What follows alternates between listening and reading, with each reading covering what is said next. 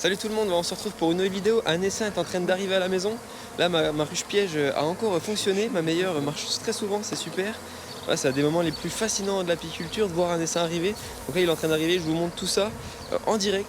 Et puis en deuxième partie de vidéo, on regardera si ça a bien marché, si il est en bonne santé et puis tous les secrets de la ruche piège et pourquoi elle marche aussi bien. Voilà, allez, on regarde ça tout de suite. Il y a plein d'abeilles.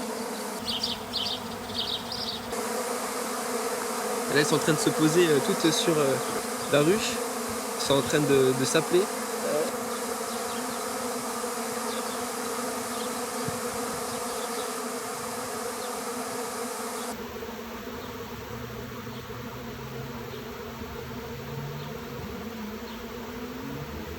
Et là, une fois qu'il y en a beaucoup qui sont posées, elles vont commencer à rentrer dans la ruche. On voit qu'elles commencent à tous aller dans le même sens. Une fois qu'elles ont trouvé l'entrée, elles se suivent.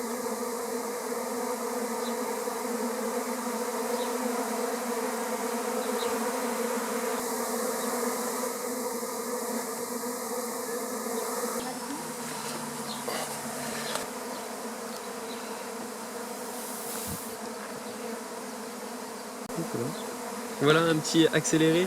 Voilà, ça représente à peu près 15-20 minutes pour vous montrer à quel point les abeilles sont organisées et vont très très vite rentrer dans la ruche. C'est hyper impressionnant, cette organisation là de dingue. Et en fait, quelques jours avant, quelques heures avant, il y a eu des éclaireuses qui ont trouvé la ruche et elles ont dit à tout le monde: oh, regardez, on a trouvé une maison super. Et hop, elles ont réussi à convaincre et tout le monde est arrivé d'un coup. Ça y est, on va ouvrir la ruche. On a quelques temps plus tard. On va aussi vous dévoiler tous ces secrets de cette ruche piège ou accueil à essaim. Alors, l'essaim est arrivé le 21 mai et puis aujourd'hui nous sommes le 12 juin, donc à peu près 3 semaines s'est écoulé depuis. Donc aujourd'hui on va aller l'ouvrir, on va aller regarder comment l'essaim se porte et puis Adrien nous parlera des caractéristiques spéciales de cette ruche. Voilà, qu'est-ce qu'on avait fait pour préparer cette ruche afin qu'elle accueille un essaim. C'est parti. Alors quelles sont les caractéristiques de cette ruche? Donc c'est une ruche d'Adam 10 cadres et en fait c'est ma ruche la plus vieille. Donc c'est celle qui a le plus, on va dire, d'odeur ou d'imprégnation du bois en propolis, en cire, etc. Donc toutes ces odeurs qu'elles adorent, ça leur plaît vraiment.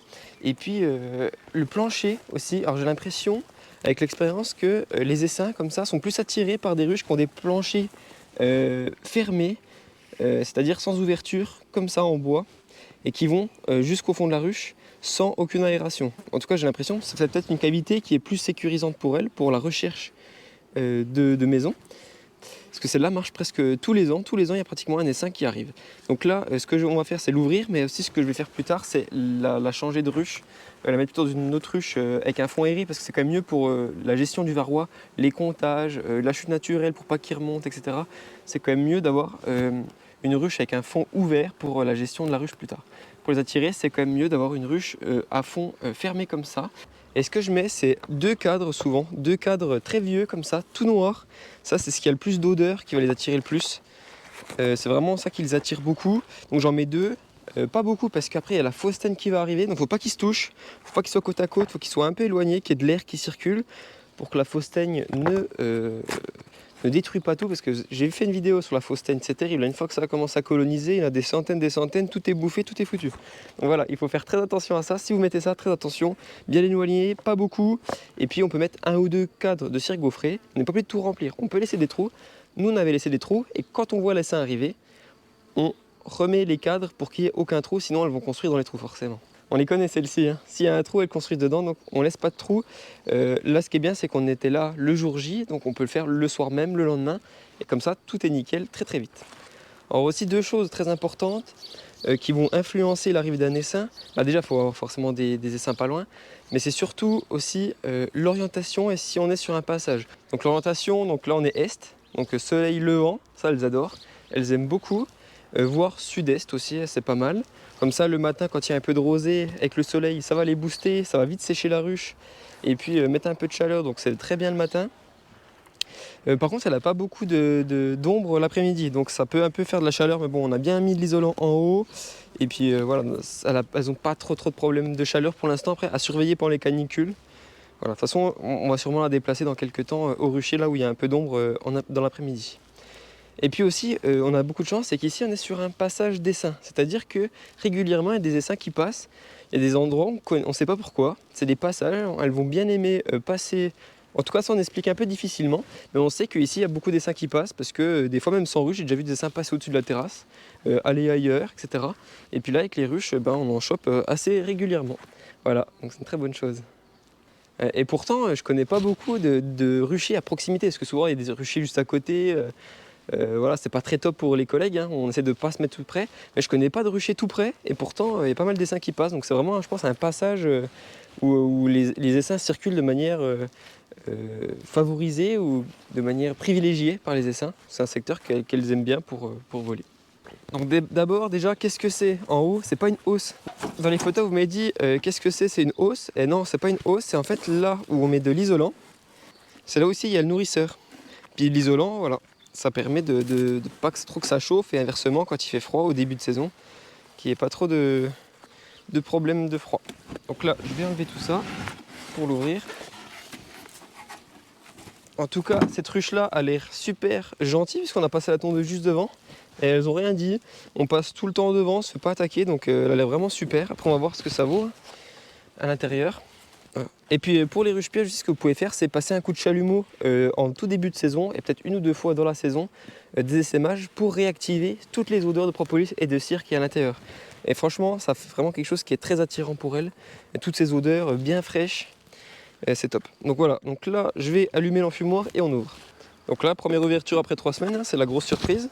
Ces 3 semaines dernières, elle n'a pas plu, donc à mon avis, elles ont quand même dû bien se développer. Parce qu'elles butinent tous les jours. Hop.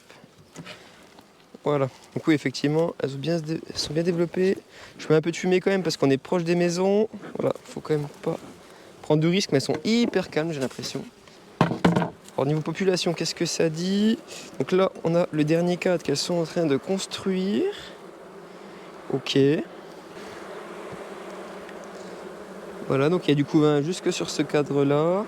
C'est des œufs aussi et un peu des larves qui naissent.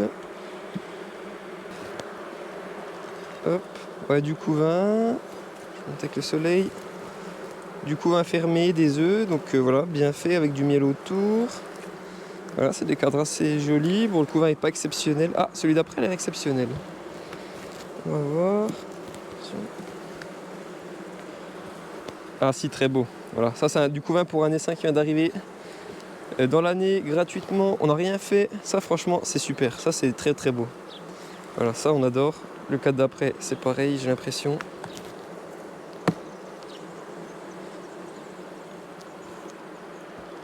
Ouais, ah, c'est un peu moins beau. Un peu moins beau. C'est le cadre aussi qui est un peu moins beau. Il y a quand même pas mal de couvains. Voilà, super. Ah, là, il y a d'avoir plus de miel. On est plus sur le centre de la ruche. Ah oui, très lourd ce cadre, très très lourd. Beaucoup de miel. Donc du miel qui brille là. Du miel operculé en haut. Pareil, beaucoup de miel aussi ici. Donc du couvain sur 1, 2, 3, 4 cadres. Ceux-là, est-ce qu'il y en a? Après voilà, ça fait que 3 semaines qu'il est là, donc la colonie elle est un peu affaiblie parce que pendant 3 semaines, les abeilles mettent 21 jours à naître. Hein, donc une fois qu'elle est arrivée, c'est la pendue directement. Les nouvelles abeilles ne sont pas encore nées, donc c'est normal que la colonie soit un peu plus affaiblie au niveau de la population. Et c'est dans le deuxième cycle que là, elle va bien repartir quand il y aura beaucoup de naissances d'un coup. Ça va pouvoir repartir assez fort et ça va être top. Voilà, beaucoup d'abeilles, beaucoup de nectar aussi là, très bien. Très très bien. J'ai pas vu la reine, j'ai pas trop fait gaffe non plus, on va dire. On va donc construire aussi le dernier cadre. Là c'est le 9e, voilà, ils n'ont pas construit encore là, donc on va les laisser faire. C'est très bien. Ok. Ouais, voilà, du coup on va voir un peu comment la ruche va évoluer. En tout cas la colonie a l'air assez forte dans le sens où il y a quand même 2-3 cadres de beaux couvains, donc ça va quand même bien rebondir je pense. Il n'y a pas d'inquiétude. Ça c'est quand même cool parce que des fois on a des essaims qui arrivent qui sont vraiment pas beaux. Alors, on rebouche. On remet notre cadre, donc c'est toujours pas une hausse. Hein. On met notre cadre avec le nourrisseur. Hop, là on remet la sangle au cas où il y a un orage, comme ça tout est bien sanglé. Pas de surprise. Puis vous avez vu, mon papa il a remis un petit renfort là, parce qu'en fait la ruche est tellement vieille qu'elle commence un peu à sortir de son axe. Là, elle gondole un peu avec l'eau. Donc on a mis un petit renfort et pour la sangle, c'est parfait. Voilà. Et ensuite, dans quelques temps, on pourra la ramener au rucher sans problème. Voilà, on a fini l'ouverture de la ruche. Alors, nous sommes très impressionnés par la douceur de ces abeilles parce qu'elles ne nous ont pas attaqués à un seul moment. Ouais, super top ça, quand on a une ruche, surtout quand on est près de la maison. C'est toujours un peu le truc chiant avec les abeilles, c'est quand on est près de la maison qu'elles nous attaquent, c'est très compliqué à gérer. C'est pour ça que j'en ai plus d'ailleurs. Et celle-là qui est arrivée, on l'a laissée pour l'instant. Et c'est vrai qu'elle est hyper douce quoi. On passe à tondeuse, elle dit rien. Là, on a ouvert, pas une attaque, rien du tout. C'est impressionnant. Après, c'est vrai que c'est pas l'essaim le plus incroyable du monde, hein. Mais il est quand même beau. Il y a quand même 4 cadres de couvain au bout de 3 semaines. Et puis, il y a des cadres quand même assez pleins, donc c'est quand même cool. Surtout qu'il nous a pas coûté grand-chose celui-là. Voilà. C'est ça. Il nous a donné beaucoup d'émotions aussi, d'être arrivé comme ça. Voilà. Bon, en tout cas, j'espère que j'ai répondu à beaucoup de vos questions, parce que vous étiez très nombreux à me poser beaucoup de questions là-dessus, parce que quand j'ai posté les photos, et vous étiez énormément à réagir, parce que les photos étaient incroyables, sur l'essaim qui arrive comme ça sur la ruche. Et voilà, j'espère que vous avez appris beaucoup de choses. N'hésitez pas à nous faire un retour par commentaire en description de la vidéo, voilà, pour nous dire un peu ce que vous en avez pensé. Si vous, ça vous est déjà arrivé, comment vous faites. Et puis, merci beaucoup d'avoir regardé la vidéo jusqu'à la fin. Voilà, Anaïs nous a fait le plaisir d'être là aujourd'hui. Encouragez-la à rester encore un peu avec nous. Voilà. Merci à tous d'avoir regardé la vidéo et on se retrouve dans de prochaines vidéos. Allez, Ciao. ciao.